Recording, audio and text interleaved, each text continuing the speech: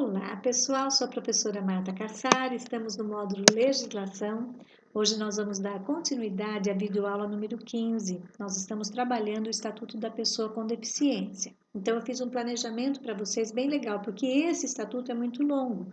Então, nós vamos estudar hoje o capítulo 4º, que é o Direito à Educação. E depois, na próxima videoaula, eu tenho um resumão desse estatuto para vocês, com mapas mentais, com figuras bem legais. E aí vocês vão então fechar esse estudo desse estatuto na parte legal, tá bom? Vamos para esses estudos agora? Prestem bem atenção, porque alguns artigos são fundamentais, porque eles caem nos concursos, assim, em forma de, para que você analise, para que você julgue, também saem como preenchimento de lacunas. Então, fiquem atentos a esses que eu coloquei flechinhas, ok? Bom, vamos lá, título 2º, capítulo 4º, Direito à Educação, de quem? Da pessoa com deficiência. O artigo 27 vai dizer que a educação constitui um direito da pessoa com deficiência, assegurados sistema educacional inclusivo, ou seja, não separar aquela professora, aquela criança, aquele adolescente, aquele jovem que estuda numa universidade, ele não vai estar em sala separada porque ele tem uma deficiência, ele vai estar incluído, incluso, o ensino é inclusivo, em todos os níveis de ensino, como eu falei. Quais são os níveis de ensino? Educação básica e ensino superior. A educação básica é composta por quê? Pela educação infantil, pelo ensino fundamental e o ensino médio. E o ensino superior é composto pela graduação e pelas pós-graduações, ok? Bom, então vamos lá. Inclusive em todos os níveis e aprendizado ao longo de toda a vida, de forma a alcançar o máximo de desenvolvimento possível de seus talentos, habilidades físicas e sensoriais, intelectuais e sociais, segundo as suas características, interesses e necessidades de aprendizagem. Então, esse é um artigo importante para que nós façamos aí a gravação mental, porque pode muito bem ser a questão do concurso, tá? Como parágrafo único, ele nos traz que é dever do Estado, quem tem esse compromisso com essa educação? Dever do Estado, da família, da comunidade escolar e da sociedade a assegurar educação de qualidade à pessoa com deficiência, colocando-a a salvo de toda a forma de violência, negligência ou discriminação. Por que existe esse parágrafo? Para que esse estudante com necessidade especial, né, com deficiência, ele não fique fora da sala de aula, em termos de currículo, em termos de participação, tá? Então, é dever de todos, do Estado, da família, da comunidade escolar, da sociedade, assegurar que tem essa qualidade a essa pessoa com deficiência, a esse estudante com deficiência. Aí ele vai nos trazer que incumbe ao poder público assegurar, criar, desenvolver, implementar, incentivar e avaliar vários incisos. Vamos um por um com calma. A primeira tarefa do dever público é assegurar um sistema educacional inclusivo em todos os níveis e modalidades, bem como o aprendizado ao longo da vida.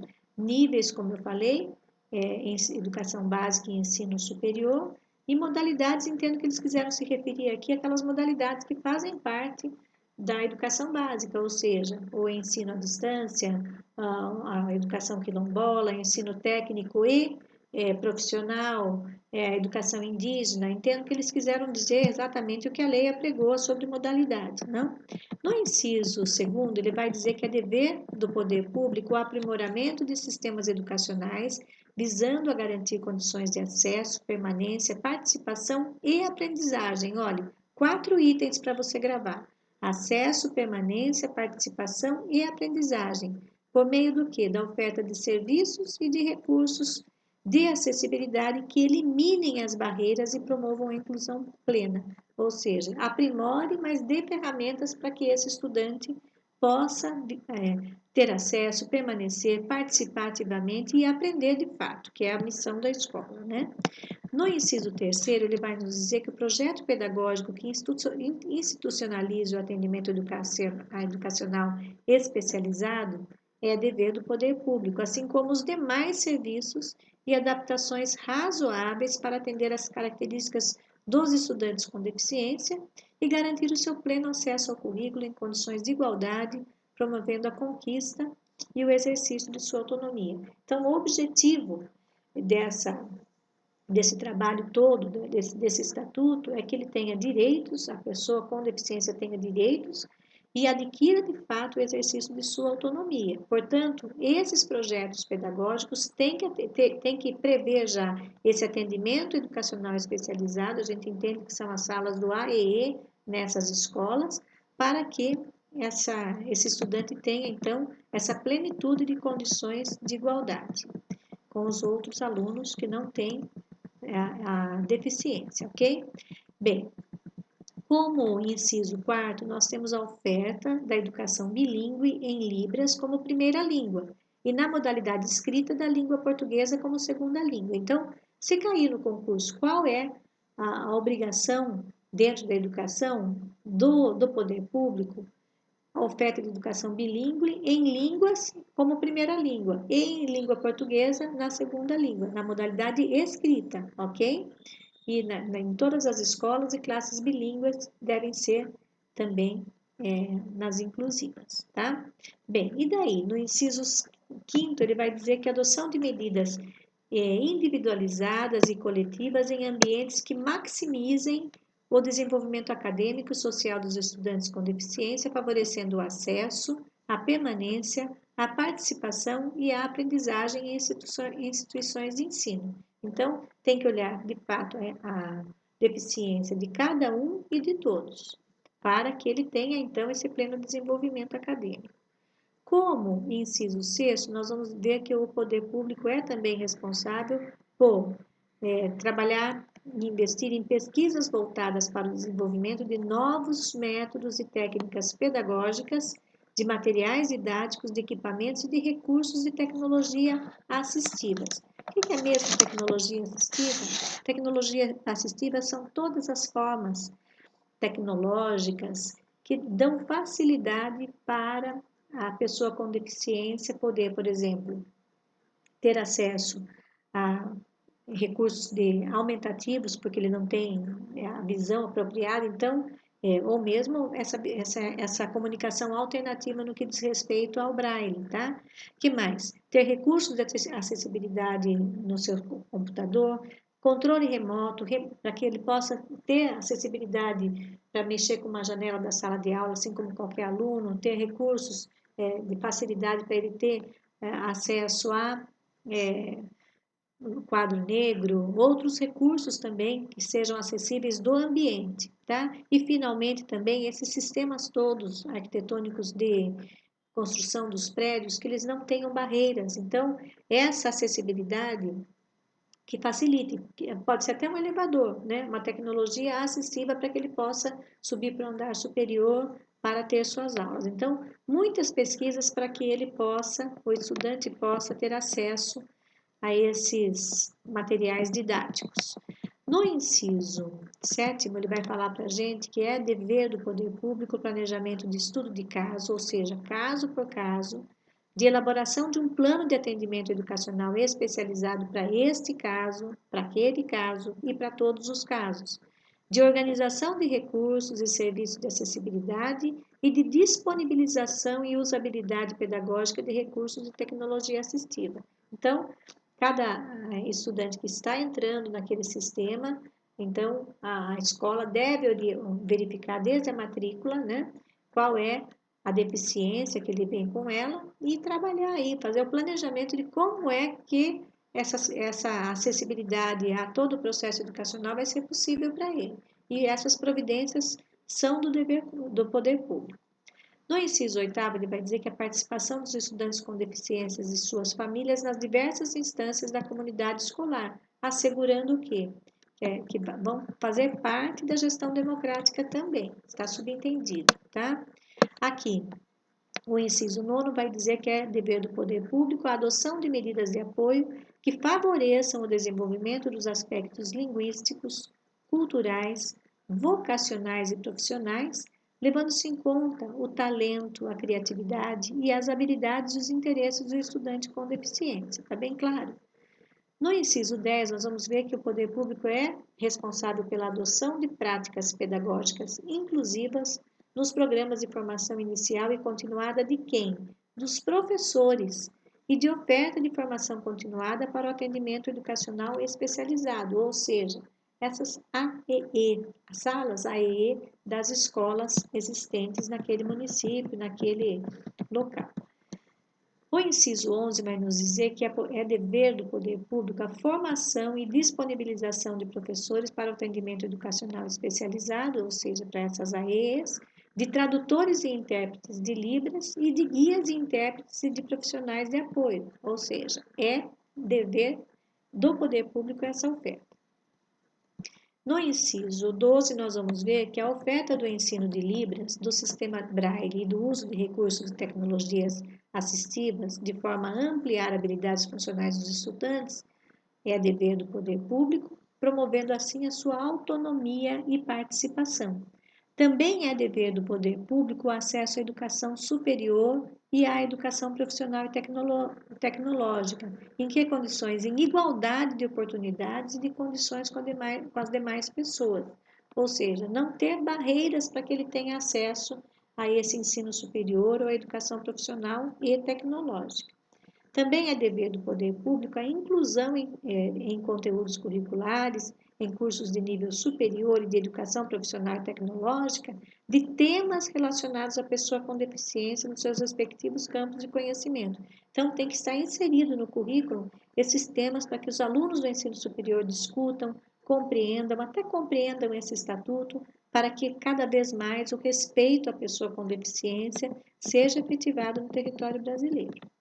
No inciso 15, nós vamos ver que o acesso à pessoa com deficiência em igualdade de condições a jogos e a atividades esportivas, recreativas e de lazer no sistema escolar também é de responsabilidade do poder público. No inciso 16, nós vamos ver que é dever do poder público oferecer acessibilidade para todos os estudantes, trabalhadores da educação e demais integrantes da comunidade escolar, onde as edificações, aos ambientes e às atividades concernentes com todas as modalidades, etapas e níveis de ensino. Então, os prédios têm que estar 100% adaptados, acessíveis para os estudantes, para aqueles que trabalham na educação, equipes de liderança, professores, equipes de limpeza, equipes de cozinha, todos. E todos que são integrantes dessa comunidade escolar, os pais que virão para as reuniões, convidados que vêm para essa reunião, havendo um prédio acessível, com todas as possibilidades de participação, de vivência da cidadania, essa pessoa que faz parte do nosso universo todo tem direito a frequentar esses ambientes escolares. Também é dever do poder público a oferta de profissionais de apoio escolar. Apoio para que esse estudante consiga alcançar a sua autonomia.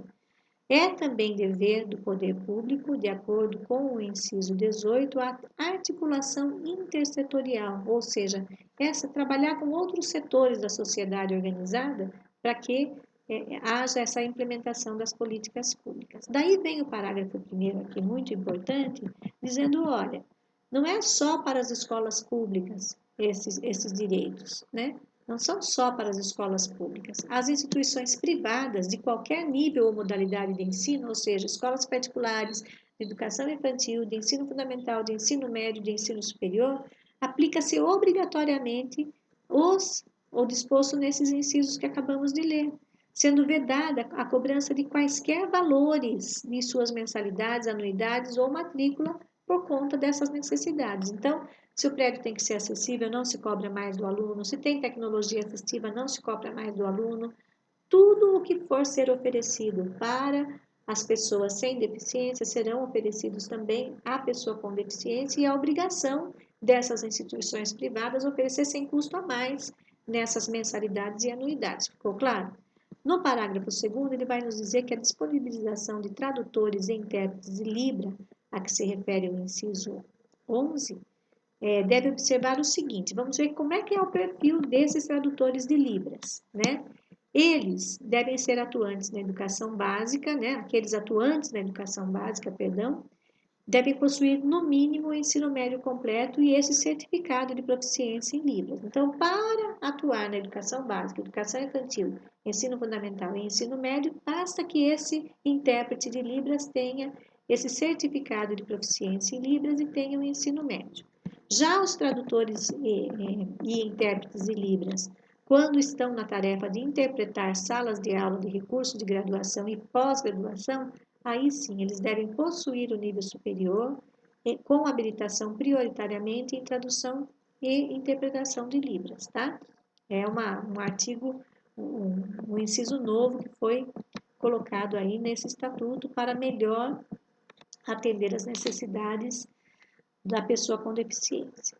No artigo 30, nós vamos ver que nos processos seletivos de ingresso e também na permanência em cursos oferecidos pelas universidades, o ensino superior e a educação profissional e tecnológica, pode ser públicas ou privadas, devem ser adotadas algumas medidas. Vamos ver quais. Então, desde a entrada, para que ele tenha acesso, ou seja, para ter acesso não tem vestibular, então, para ter esse vestibular, para participar do vestibular e para permanecer na universidade depois de aprovado, vamos ver aqui quais são os incisos, quais são as regras. Atendimento preferencial à pessoa com deficiência nas dependências das instituições de ensino superior e nos serviços. Para ele vai ter atendimento preferencial de acordo com os outros artigos que lemos anteriormente. No inciso 2º, nós vamos ver que a disponibilização de um formulário de inscrição de exames com campos específicos para que o candidato com deficiência informe os recursos de acessibilidade e de tecnologia assistiva necessários para sua participação. Portanto, se ele for fazer a inscrição para participar desse vestibular, dessa prova seletiva, para que ele entre naquela universidade ou nesse curso de formação tecnológica ou profissional, nesse formulário já tem que estar específico ali onde ele vai ter que preencher o que ele precisa. Ele precisa da leitura em braille, ele precisa de um tradutor de livros, o que é que ele precisa, tá? No inciso 3º, nós vamos ver que também devem ser disponibilizadas provas em formatos acessíveis para atendimento às necessidades específicas do candidato. Uma vez que ele apontou a necessidade dele, essas provas devem ser também em formatos acessíveis. Inciso 4º, disponibilização de recursos de acessibilidade e tecnologia assistiva adequados que já foram previamente escolhidos pelo candidato. Que candidato? Candidato com deficiência, tá? Dilação do tempo, ou seja, um tempo maior, conforme demanda apresentada pelo candidato com deficiência, tanto na realização do exame para seleção, quando ele for entrar, quanto na rotina diária, assim, da universidade, nas atividades acadêmicas, por exemplo, mediante prévia solicitação e aprovação e comprovação da necessidade. Comprovou que é a pessoa com deficiência, então, para ele, aquele professor vai dar um tempo maior para resolver as questões, para anotações, para provas, inclusive, tá? E no inciso 6º, adoção de critérios de avaliação das provas escritas, discursivas ou de redação que considerem a singularidade linguística da pessoa com deficiência no domínio da modalidade escrita da língua portuguesa. E, finalmente, a tradução completa do edital e de suas retificações em Libras. Nós vimos também que até para concursos públicos isso é necessário, né? Então, no preencher, precisa que se tenha esta prerrogativa aí, esse direito deste candidato, né? Aí eu fiz aqui um quadrinho, que eu vou falar desse quadrinho para vocês, então, no resumo, tá bom? É um quadrinho legal, aqui vai falar o dever da educação, que é direito do Estado, da família, da comunidade, da sociedade, falo das diretrizes, do pleno desenvolvimento da pessoa, do preparo para o exercício da cidadania, da qualificação para o trabalho, é facultado às instituições de ensino privado, a oferta de educação bilíngue, Libras e português, na língua portuguesa, e o desenvolvimento de tecnologias e métodos também é dever do poder público. Então, as instituições de ensino privado, elas têm que oferecer essa oferta, como eu disse para você, oferecer a oferta, oferecer a tradução em Libras e a língua portuguesa também como segunda língua. É proibida, eu deixei bem forte aqui, a cobrança em escolas particulares de valores diferenciados em virtude da deficiência, né? Por quê? Porque seria um caso de discriminação. Então, com esses minutinhos, nós fechamos o direito à educação, que é o capítulo 4º da lei da pessoa com deficiência, tá? Daí nós vamos ter agora a próxima videoaula que vai fazer um apanhado geral de toda a legislação, tá bom? Tchau!